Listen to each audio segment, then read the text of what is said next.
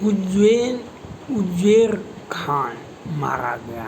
उज्जैर खान पाकिस्तान की नज़र में शहीद हो गया, आतंकवादियों के नज़र में वह शहीद हो गया, लेकिन हमारे सेना के अपराधी हमारी सेना को डीएसपी को वह मारा था, तो यह उन्हें पता नहीं था। पता तो था, लेकिन उनके आका को पता था कि हम बचा लेंगे।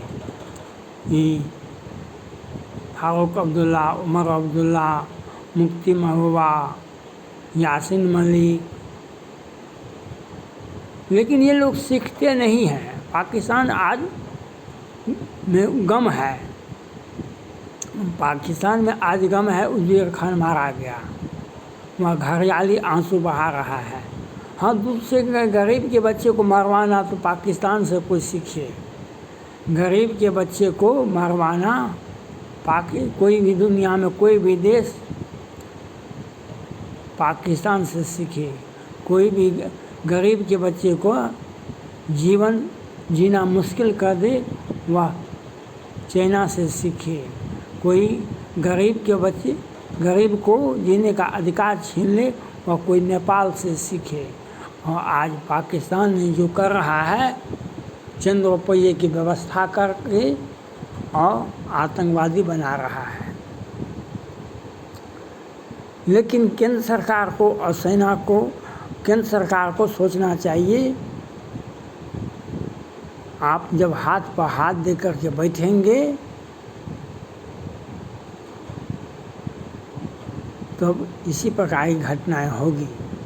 जब आप हाथ पर हाथ दे कर के बैठेंगे तो इसी प्रकार की घटनाएं होंगी। हमारे डीएसपी भी शहीद होंगे, हमारे सेना के अधिकारी भी शहीद होंगे, क्योंकि यासीन मलिक पर आप उसको बैठा करके रखेंगे।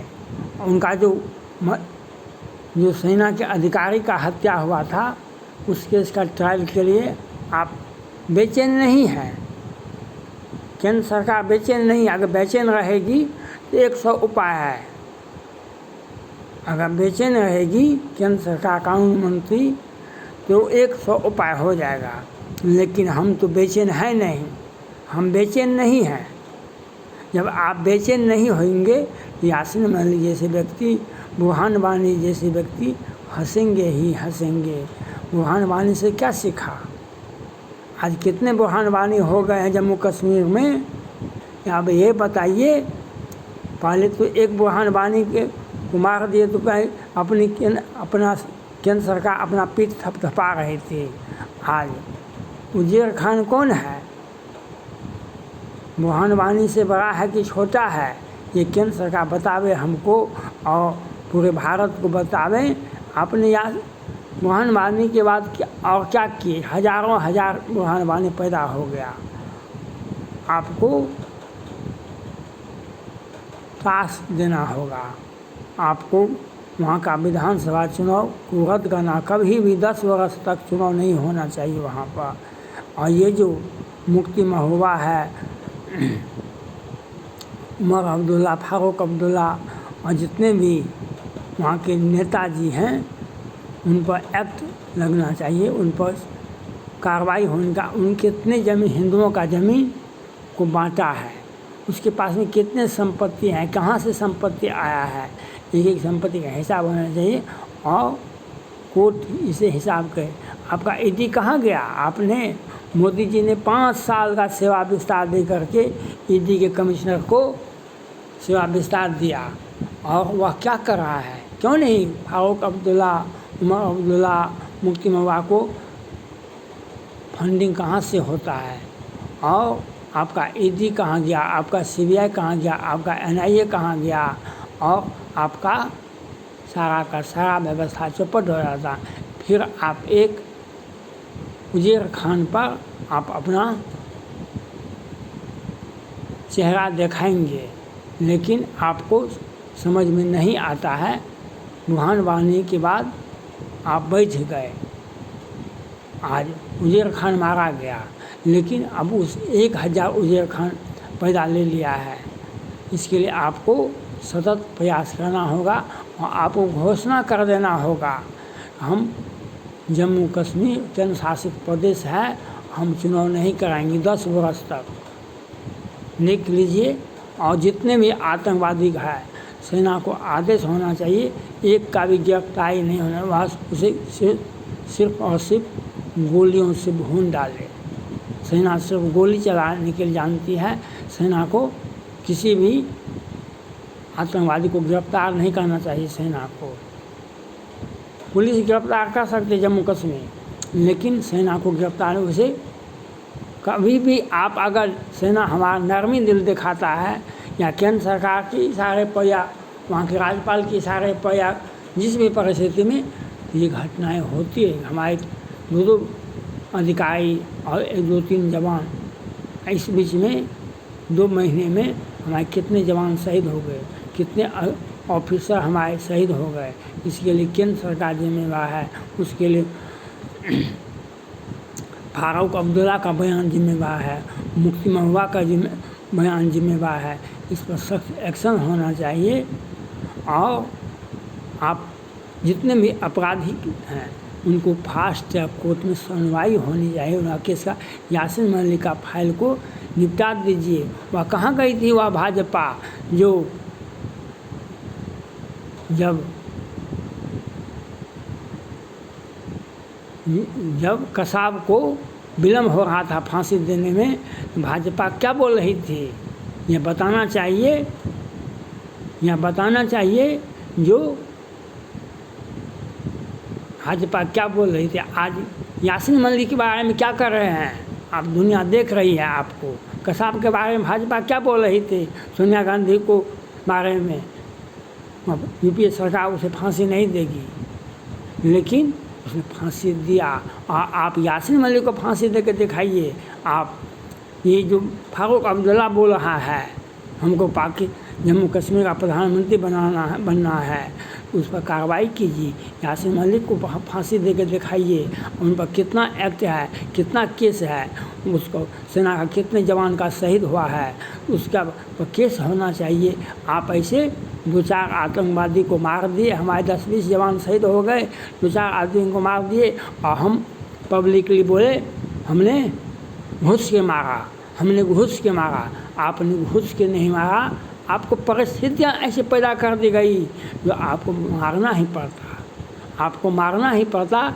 इसलिए आपको कार्रवाई करनी पड़ेगी, क्योंकि जब सर से पानी ऊपर हो जाता है लोग डूब जाता है। जब सर से पानी ऊपर हो जाता है लोग डूब जाता है। इसलिए अपनी नाक कान बचाने के लिए केंद्र सरकार ऐसा आपको बुरहान मानने के बाद आपको उससे अधिक 2 गुना से ताकत से आतंकवादियों का सफाया करना चाहिए था। कितने भारत के कितने राज्य से वहाँ जाते हैं मजदूर काम करने के लिए, कितने मजदूरों का, हिंदुओं मजदूरों का ही हत्या होता है। वहाँ पर आतंकवादी स्थानीय नागरिक के रूप में हैं, वहाँ के आतंकवादी स्थानीय नागरिक के रूप में हैं। और आपने ईद पर देखा था जो हमारे सैनिक जवान अपने साथियों के लिए मिठाई लाने के लिए गए थे, फल फूल लाने के लिए गए थे, तो वह घात लगा करके हत्या हो जाता है। यह आपको समझना पड़ेगा, वहाँ पर चप्पे चप्पे पर जम्मू कश्मीर में आतंकवादी के देश में वहाँ का नागरिक है जो आज जो हमारे 2-3 जवान और डीएसपी शहीद हुआ। यह भी स्पष्ट रूप से हो गया कि वह इन्फॉर्मर जो खुफिया जानकारी देता था वह केंद्र सरकार और राज्य सरकार का नौकर नहीं था, वह आतंकवादियों का निजी आदमी था। और मौका दे करके खुफिया तान का बहाना बनाकर हमारे जवानों को, डीएसपी को और सेना के अधिकारियों का वह शहीद हुआ। उसके बहुत वहाँ का स्थानीय नागरिक है। स्थानीय नागरिक अगर सपोर्ट नहीं करता है तो आतंकवादी घटनाएं नहीं होती है। यह आपको सीखना पड़ेगा, यह समझना पड़ेगा, यह आपको स्वीकार करना पड़ेगा। और आप कोई कार्रवाई नहीं करते हैं आज यासीन मलिक पर कब तक जेल में बंद रहेगा? आपको बताइए देश को, आप भारत की जनता को बताना पड़ेगा। आप फांसी दीजिए। आपने कितने एक यासीन मलिक पर कार्रवाई के लिए आप जेल में भेज दिए हैं। 10 वर्ष का सज़ा तो आम आदमी को होता है।